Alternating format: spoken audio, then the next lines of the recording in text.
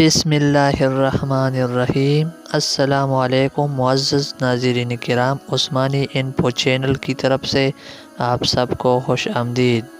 آگرہ ہندوستان میں مغل فن تعمیر کا ایک شاہکار ہے جسے دنیا میں تاج محل کے نام سے جانا جاتا ہے۔ یہ چمکتا ہوا مقبرہ جو 42 ایکڑ پر پھیلا ہوا ہے خوبصورتی کا مظہر ہے، لیکن پھر بھی اس کی دل کو چھو لینے والی کہانی ہے۔ ناظرین، یہ 400 سال پرانی عمارت اپنے وقت کی سب سے بڑی اور شاندار عمارت ہوا کرتی تھی۔ اب اسے دنیا کا 7واں عجوبہ سمجھا جاتا ہے۔ اس شاندار ڈھانچے کو بنانے کے لیے 20,000 مزدوروں نے اپنا خون اور پسینہ 22 سال تک لگایا۔ اگر ہم تصور کریں کہ اس وقت اس سنگ مرمر سے پوش مقبرے کی مالیت $1 بلین یا 7.5 کروڑ روپے سے زیادہ ہے، کیونکہ مغل آرکیٹیکٹس نے اپنے ناقابل یقین مہارت کے نشانات چھوڑے جن کی تعریف آج کے اعلیٰ انجینئرز بھی کر رہے ہیں۔ اس عمارت کو اس طرح ڈیزائن کیا گیا تھا کہ جب اسے مرکزی دروازے کے پیچھے سے دیکھا جائے تو یہ کافی بڑی نظر آتی ہے، لیکن جیسے جیسے کوئی مین گیٹ کی طرف بڑھتا ہے خود بخود سائز میں سکڑ جاتا ہے۔ یہ پہلا موقع نہیں تھا جب مغل آرکیٹیکٹس نے اس طرح کی دماغی چالوں کا استعمال کیا۔ چاروں کونوں کے 4 ستون عمودی طور پر سیدھے کھڑے نہیں ہیں، بلکہ وہ تھوڑا سا باہر کی طرف جھکے ہوئے ہیں، کیونکہ اگر انہیں عمودی طور پر سیدھا رکھا جائے تو دور سے یہ اندر کی طرف جھکائے ہوئے نظر آئیں گے، جیسا کہ آپ مسجد کی اس تصویر میں دیکھ سکتے ہیں۔ ان ستونوں کو باہر کی طرف جھکانے کی ایک اور وجہ تھی کہ یہ ایک زلزلے کی صورت میں وہ یادگار کو محفوظ رکھتے ہوئے باہر کی طرف گریں گے، لیکن کیا وجہ تھی کہ اس کے معمار اس کی اتنی سختی سے حفاظت کرنا چاہتے تھے۔ تاج محل کے وہ راز کیا ہے جو 400 سال پہلے چھپائے گئے تھے، اور اس دور میں جب کنکریٹ یا سٹیل نہیں تھا تو یہ شاندار مقبرہ اور یہ 40 میٹر اونچا گنبد کیسے بنایا، یہ سب اور بہت کچھ آپ آج کی ویڈیو میں جان سکیں گے۔ ناظرین، یہ سب کچھ 1607 میں شروع ہوا جب اس سارے علاقے پر مغل سلطنت کی حکومت تھی۔ اس دن مغل بادشاہ کا سب سے چھوٹا بیٹا شہاب الدین محمد خرم 15 سال کا ہو گیا، اور اس موقع کو منانے کے لیے آگرہ قلعہ میں ایک شاندار پارٹی کا انعقاد کیا گیا۔ خرم شہنشاہ کا پسندیدہ بچہ تھا، اسی لیے وہ اپنی ہر سالگرہ پر ہیرو اور سونے سے تولا جاتا تھا، یعنی خرم کو اس کے وزن کے برابر خزانہ تحفے میں دیا جاتا تھا۔ لیکن اس سالگرہ پر کچھ اور خاص ہونے والا تھا۔ شہنشاہ نے خرم کی شادی اپنے ایک وکیل کی بیٹی سے طے کی، اس کا نام ممتاز محل تھا۔ ممتاز اور خرم کو پہلے ہی دن ایک دوسرے سے پیار ہو گیا۔ اس وقت کوئی نہیں جانتا تھا کہ یہ محبت بے حیائی ہو جائے گی۔ اگلے 10 سالوں تک شہزادے نے متعدد لڑائیاں لڑی اور فتح حاصل کی، اسی لیے شہنشاہ نے انہیں شاہ جہان کا لقب دیا، جس کا مطلب ہے دنیا کا شہنشاہ۔ شاہ جہان کی کل 6 بیویاں تھیں جو آگرہ کے قلعے کے حرم میں رہتی تھی۔ 6 میں سے شاہ جہان کو ممتاز سے سب سے زیادہ پیار تھا، اور یہی وجہ تھی کہ وہ اپنا زیادہ وقت ممتاز محل کے ساتھ گزارتے تھے۔ وقت تیزی سے گزر رہا تھا اور 4 سال بعد یعنی 1621 میں مغل بادشاہ کا انتقال ہو گیا۔ شاہ جہان جو مغلیہ سلطنت میں کافی مشہور تھا اور شہنشاہ کا پسندیدہ بیٹا تھا، وہ 7 سال بعد 1628 میں تخت نشین ہوا۔ پوری مغل سلطنت اپنے نئے شہنشاہ سے کافی خوش تھی۔ یہ وہ دور تھا جب مغلیہ سلطنت اپنے عروج پر تھی۔ مغلیہ سلطنت ہندوستان، پاکستان اور افغانستان کے کئی حصوں میں پھیلی ہوئی تھی۔ تمام فیصلے شاہ جہان کرتا تھا، جبکہ ممتاز محل اسے پردے کے پیچھے مشورہ دیا کرتا تھا، لیکن کوئی نہیں جانتا تھا کہ جلد ہی یہ خوشی کا مرحلہ ماتم میں بدلنے والا ہے۔ تخت نشین ہونے کے صرف 1 سال کے اندر مغل سلطنت خود کو جنگ کی صورتحال میں پاتی ہے۔ اگلے 2 سال تک یہ جنگ جاری رہی اور یہ بھی شاہ جہان کو فتح نصیب ہوئی، لیکن اس سے پہلے کہ وہ اپنی جیت کا جشن مناتا، اسے انتہائی افسوسناک خبر سنا دی گئی۔ ممتاز محل اپنے 14ویں بچے کو جنم دیتے ہوئے بیمار ہو گئے اور 17 جون 1631 کو ان کا انتقال ہو گیا۔ پوری مغلیہ سلطنت غم میں ڈوب گئی۔ اس خبر نے شاہ جہان کو تیر کی طرح مارا، اس کی دنیا مکمل طور پر بکھر گئی۔ شاہ جہان کا پہلا پیار اور اس کی سب سے پیاری بیوی ممتاز محل اب نہیں رہا۔ سنا ہے اس دکھ نے شاہ جہان کو اندھیروں میں دھکیل دیا۔ اگلے 8 دن تک اس نے کچھ نہیں کہا اور اگلے 2 سال تک نہ اس نے کوئی موسیقی سنی اور نہ ہی کوئی پرفیوم استعمال کیا۔ مرنے سے پہلے ممتاز محل نے ایک چیز کی خواہش کی تھی، وہ چاہتی تھی کہ اس کی قبر دنیا کی خوبصورت ترین قبر کے اندر بنائی جائے۔ اس کا کام کی تکمیل کے لیے اور ممتاز محل کی آخری خواہش، شاہ جہان نے اپنی پوری زندگی اور مال وقف کرنے کا فیصلہ کیا۔ ممتاز محل کی موت کے 6 ماہ بعد تاج محل کی تعمیر کا کام شروع ہوا۔ پوری سلطنت سے تقریباً 20,000 مزدور، مجسمہ ساز اور کاریگر لائے گئے۔ شاہ جہاں کے حکم پر آدمیوں کی فوجیں آگرہ لائی گئی۔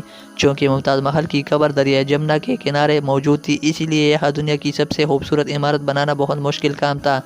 دریا کے کنارے کی زمین نرم ہے اور اگر اس جگہ کی کھدائی کی جائے تو پانی کا بہاؤ تاج محل کی بنیاد کو نقصان پہنچا سکتا ہے۔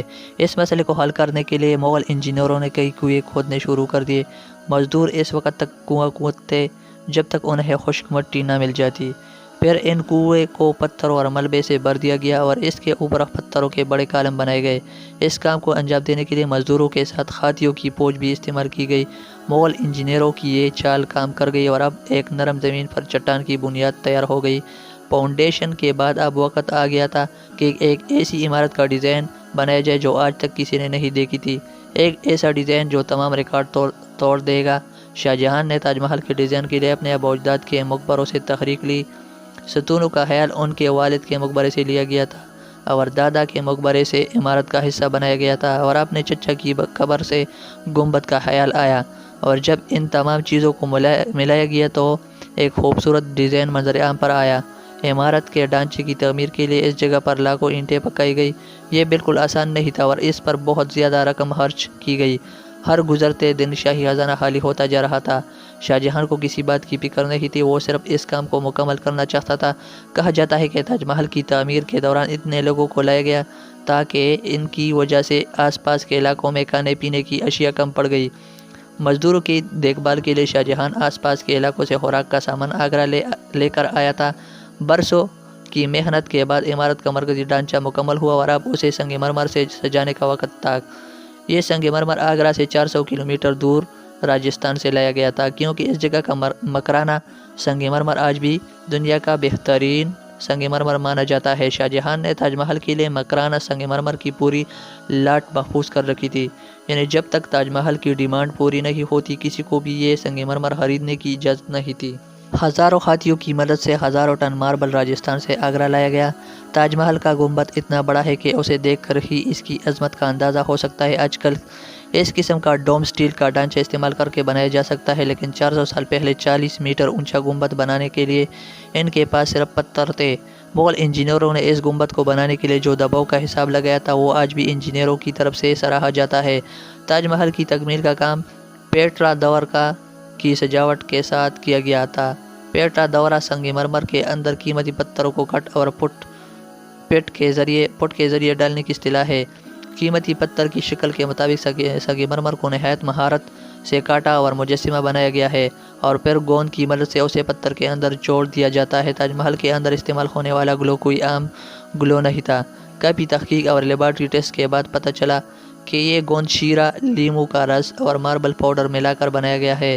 تاج محل کی تزئین و آرائش کے کام کے لیے بھی یہی گلو استعمال کیا جاتا ہے۔ تاج محل کی خاص بات یہ ہے کہ یہ دن میں 4 بار رنگ بدلتا ہے۔ طلوع آفتاب سے پہلے یہ سیاہ سایہ دیتا ہے، طلوع آفتاب کے بعد اس کا ہلکا پیلا اور گلابی سایہ ہوتا ہے اور دوپہر میں یہ شاندار طور پر سفید لگ رہا ہے، جیسے نیلے آسمان پر کوئی سفید موتی چمک رہا ہو، اور غروب آفتاب کے وقت پوری عمارت سنہری نظر آتی ہے۔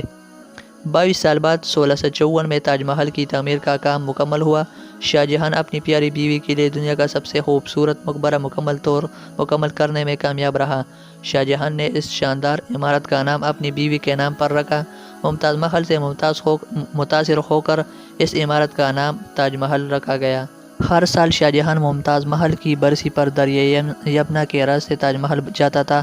تاج محل کا یہ دروازہ صرف شاہی خاندان کے افراد کے لیے بنایا گیا تھا۔ داخلی عمارت کی دیوار پر بہترین مجسمہ سازی کا کام ہے جو شاہی خاندان کی آنکھوں کو خوش کرنے کے لیے کیا گیا تھا۔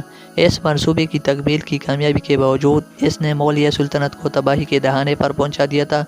4 سال بعد 1658 میں اس کے بیٹے نے تخت الٹ دیا اور مغل سلطنت کا شہنشاہ بن گیا۔ شاہ جہاں کو قیدی بنا کر آگرہ کے قلعے کے اندر رکھا گیا۔ شاہ جہاں کو ایک سہولت یہ دی گئی کہ وہ کھڑکی سے تاج محل دیکھ سکے گا۔ 74 سال کی عمر میں 8 سال قید کاٹ کر شاہ جہاں بھی اس دنیا سے رخصت ہو گیا۔ اب شاہ جہاں اور ممتاز محل سے ملنے کا وقت تھا اور اسے تاج محل کے اندر دفن کیا گیا۔ اگر آپ کو یہ ویڈیو پسند آئی ہے تو مزید ایسی ویڈیوز دیکھنے کے لیے ہمارے یوٹیوب چینل عثمانی انفو کو سبسکرائب کرنا اور ساتھ ہی گھنٹی کے نشان کو دبانا نہ بھولیے۔ ہمارے یوٹیوب چینل پر آنے کا شکریہ۔ والسلام۔